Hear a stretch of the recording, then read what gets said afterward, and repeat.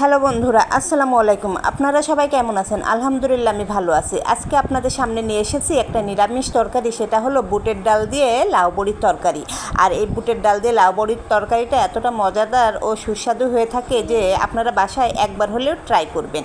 তাহলে চলুন দেখে নেওয়া যাক আজকের রেসিপিটা। আজকের রেসিপির শুরুতেই আমি বড়িগুলোকে ভেজে নেব।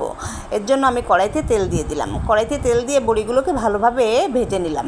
এই কড়াই থেকে বড়িগুলো উঠাই নিয়ে ওই কড়াইয়ের মধ্যে আমি দিয়ে দিলাম পরিমাণ মতো তেল, সাথে দিয়ে দিলাম পেঁয়াজ বাটা, তারপর দিয়ে দিলাম আদা রসুন বাটা এবং কাঁচা মরিচ বাটা দিয়ে এটাকে কিছুক্ষণ নাড়াচাড়া করে নিয়ে এর ভিতরে দিয়ে দিলাম ধনিয়া গুঁড়া, জিরা গুঁড়া, হলুদ গুঁড়া ও স্বাদ মতন লবণ দিয়ে এটাকে আমি কিছুক্ষণ নাড়াচাড়া করে নিলাম। নিয়ে এর ভিতরে দিয়ে দিলাম আমি লাউগুলি দিয়ে এটাকে কিছুক্ষণ নাড়াচাড়া করে নিয়ে আমি দিয়ে দিলাম বুটের ডাল।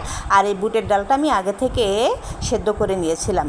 সামান্য পানি দিয়ে এটাকে কিছুক্ষণ আমি কষিয়ে নেব। কিছুক্ষণ কষিয়ে নেওয়ার পর এর ভিতরে আমি ঝোলের জন্য পানি দিয়ে দেবো। ঝোলের জন্য পানি দিয়ে এটাকে আমি কিছুক্ষণ রেখে দিলাম।